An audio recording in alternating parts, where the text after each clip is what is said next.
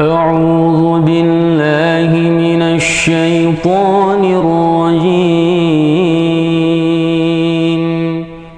بسم الله الرحمن الرحيم.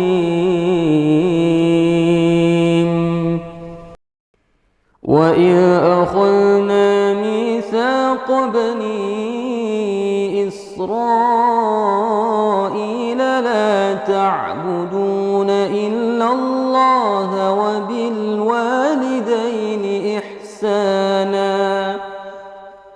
وبالوالدين إحسانا وذي القربى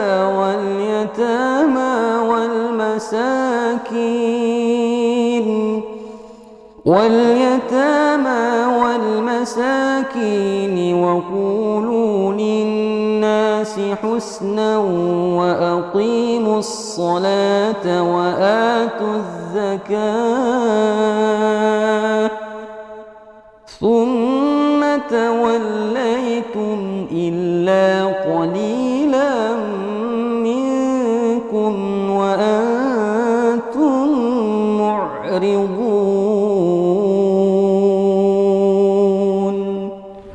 صدق الله العظيم.